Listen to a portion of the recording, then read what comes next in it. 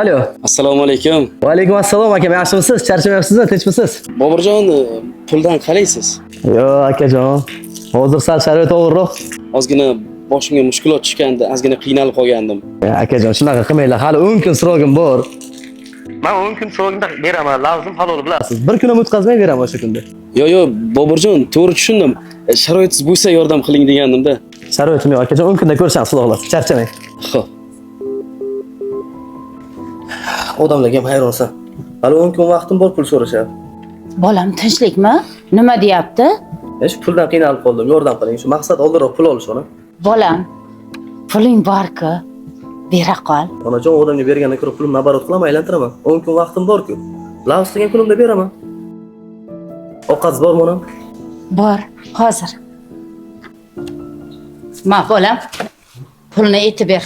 Ahvolim og'ir dedi. Pul zarur dedi bolam. Birovdan qarzingni uzmaguncha ishing ham yurishmaydi bolam, aytib ber. Ona, lavz qilgan, kelishgan kunim bor dedim-ku. Qo'ysangizchi. Bolam, u ham menga o'xshagan bir onani bolasi. Uni ham ishi yurishsin. Keyin seni ham ishing yurishadi. Hammasi yaxshi bo'ladi bolam. Duo qiladi. Bo'ldi ona. Telefonni o'tkazib yuboraman. Alo. Aka, bir joydan pul kelib qolgandi. Kartangizga o'tkazib qo'ydim. Mayli aka, xo'p.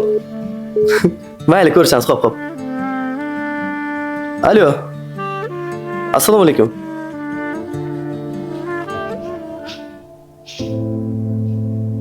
Rahmat. Xo'p, akajon, xo'p. Tinchlikmi bolam? Shartnomani imzolashdi onajon. Rostmi?